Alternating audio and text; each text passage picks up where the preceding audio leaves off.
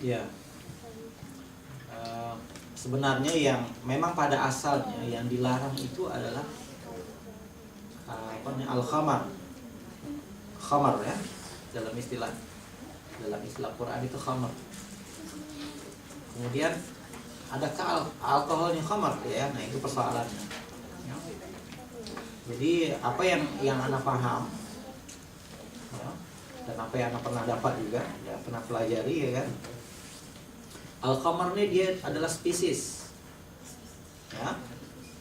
Sementara alkohol dia adalah genus. Ya.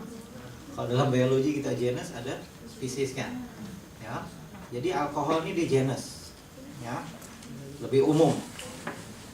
Orang Arab kata al-jins. Ya. Sebagai kita kata jenis ya, dalam bahasa Melayu jadi jenis lah ya. Genus. Orang Arab kata al-jinsu, orang Melayu kata jenis ya. Nah, sementara al-khamar ini adalah spesies. Ya, dia lebih spesifik. Jadi yang diharamkannya sebenarnya adalah yang spesifiknya itu. Ya. Itu sebenarnya asalnya. Memang setiap khamar pasti ada alkoholnya. Ya, pasti dia ada alkoholnya. Wallahu alam kandungannya berapa ya ini wallahu alam ya. Karena cek dari segi kimia ya berapa banyak ya sesuatu khamar itu mengandungi kadar alkohol. Tapi tidak semua alkohol ini lantas menjadi khamar. Ya. Sama juga tapai ya. Tapai itu boleh asalnya, tapi tapai itu kalau diproses-proses dia boleh jadi khamar juga. Begitu juga anggur ya. Jadi anggur ini adalah jenis. Ya. Jeans. Tapi kalau anggur diproses dalam keadaan tertentu dia menjadi khamar. Jadi anggurnya sebenarnya halal. Tapi anggur yang diproses menerusi jalan tertentu baru dia akan menjadi khamar dan baru dia ini haram ya. Itu juga tapai ya. Nah, jadi sebenarnya asal hukumnya itu adalah jatuhnya kepada khamar ya, bukan kepada alkohol. Tapi itulah di situ kena dipastikan ya, sampai kadar berapa peratus ya sesuatu minuman itu dia menjadi khamar alkohol. Ya itu kita kena pastikan. Wallahu a'lam. Saya sendiri tidak tahu ya. Jadi adakah kalau minuman itu mengandungi alkohol ya, sekian peratus lantas dia menjadi haram otomatis? Ataupun tidak ya, itu pun kena dibincang lagi. Sebab hukum asalnya itu adalah lebih kepada khamarnya ya, bukan alkohol.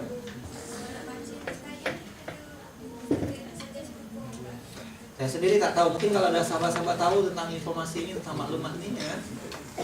Nah, mungkin kena tanya Jakim, mungkin tahu lah ya, sebab dia ada halal, dia punya halal kriteria kan. Ya, macam mana Jakim misalnya menentukan suatu minuman ya, satu makanan itu dia halal. Nah, ini mungkin kita boleh buat research di situ ya, tanya Jakim dan sebagainya, mungkin mereka tahu tentang spesifikasi gitu. Ya. So, begitu juga ya.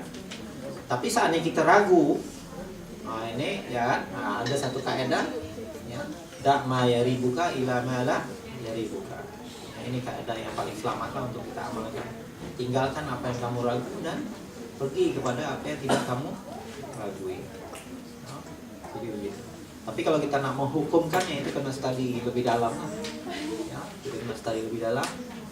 Adakah setiap minuman yang mengandungi alkohol, ya, lantas, ya, dia terus menjadi haram ya dan sebagainya. Ya. Wallahu a'lam. Ya, itu kena studi lebih lanjut. Ya, silakan. Iya, hadiah dengan rasuah.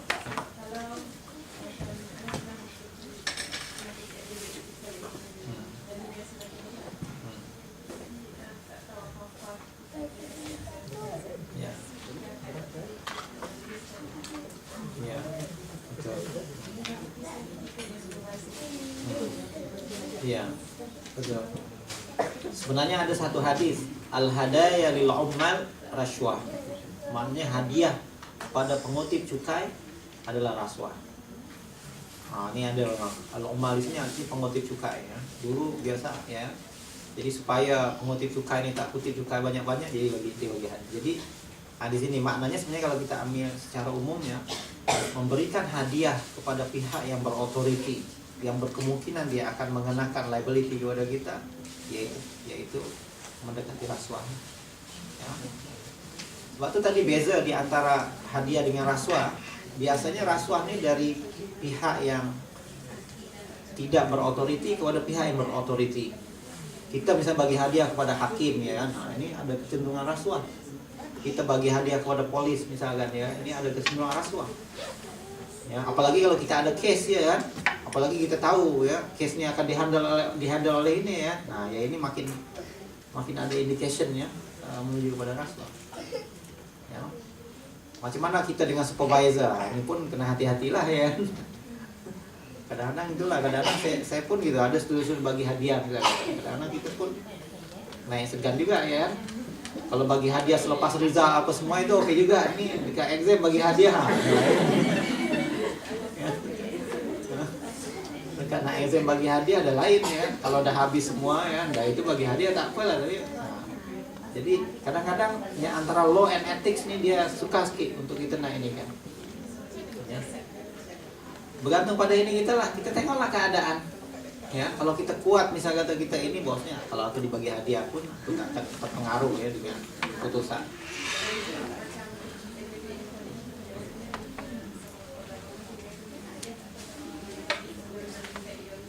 Iya, iya. Memang hadiah boleh disalahgunakan menjadi rasuah, ya. Tapi kalau memang dia tidak sampai kepada rasuah, ya, hadiah. Tapi memang dia boleh disalahgunakan, ya. Memang boleh disalahgunakan. Jadi itu ciri-cirinya lah daripada pihak bawah kepada pihak atas, ya. Kemudian dia ada timbal balik, yang pihak bawah memberi, yang pihak atas pun memberi juga. Kalau hadiah ini satu arah saja ya. Bahkan hadiah itu daripada pihak atas ke bawah ataupun sama levelnya. Tapi rasuah itu biasanya dari bawah ke atas, dari pihak yang tidak berotoriti kepada pihak yang berotoriti. Itu biasanya rasuah seperti itulah. Ya silakan. Ada dua sharing tu.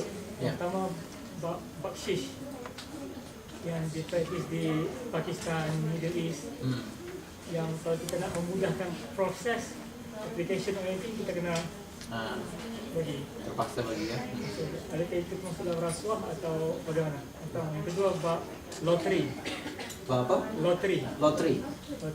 Ini ada di Island dan di Malaysia. Ada kawan-kawan yang Pakistan yang Melayu pun main lottery. Sebab alasan dia lottery ni untuk kebajikan. Duit lottery ni digunakan untuk charity works. So dia beli atas niat untuk charity. Iya, yang baksis ini ya sebenarnya adalah rasuah. Tetap dia adalah rasuah. Ya. Cuma tinggal lagi rasuah ini dilarang memang. Tapi seandainya keadaan itu darurat. Nah, ini maknanya dampak darurat. Asalnya memang dilarang. Tidak boleh. Cuma seandainya kita tidak melakukan hal itu, boleh menyebabkan mudarat, kerusakan yang lebih besar. Jadi dalam masa itu kita terpaksa mengambil rukhsah. Jadi tetap hukumnya adalah rasuah, tidak boleh. Tinggal lagi kita terpaksa mengambil rukhsah. Ya, jadi rukhsah itu dia kira way out lah. Walaupun hukumnya tetap rasuah juga. Bukan bermakna itu tidak jadi rasuah, tidak. Dia tetap rasuah, tinggal lagi sekedar jalan keluar. Sebab kalau tidak misalkan, mungkin kita tak dapat masuk kan, ya, ataupun akan memudaratkan masa depan kita kan, dan sebagainya. Ya, jadi sebenarnya itu adalah penyelesaian. Dia tetap rasuah, tapi dia adalah memang di negara-negara dunia ketiga biasa macam itulah. Kita nak buat paspor nih kan, kena segera ya. Kalau kita ikut jalan biasa memang tak ini, ya kan? Tak dapat masa kita akan tertinggal flight, tertinggal seminar, tak dapat visa dan sebagainya. Ya. Paksa ya. Nah itu, jadi tapi itu bukan bermakna bukan rasuah, tetap dia rasuah. Kemudian yang kedua, ini juga tadi loteri kebajikan ya, ataupun amal ya, konsep amal misalnya kata ya, amal kan cantik kan, amal ya. Ya, jadi nama itu cantik gitu ya, amal ataupun kebajikan ya. Nah, tapi di sebenarnya loteri itu sebenarnya adalah perjudian ya. Hakikatnya adalah perjudian. Kalau orang Arab sebut judi itu ya nasibil khair ya, namanya good luck ya. Disebut nasibul khair, nasib baik ya. Tapi sebenarnya hakikatnya adalah judi ya. Hakikatnya adalah gambling, maisir. Jadi nah itulah itu kena pastikan ya, sebab dalam maisir ini dia ada pihak yang menang, ada pihak yang kalah. Nah, itu ciri-ciri gambling ya, ciri-ciri maisir. Mana dalam maisir ini dia ada pihak yang menang, ada pihak yang kalah. Dan pihak yang menang itu dia mendapat habuan daripada pihak yang kalah. Dan biasanya dia tidak ada dia hanyalah transfer payment saja. Jadi tidak ada kegiatan yang produktif. Nah, ini ciri-ciri gambling lah, ciri-ciri perjudian ya. Jadi ada pihak yang kalah, ada loser dan ada winner.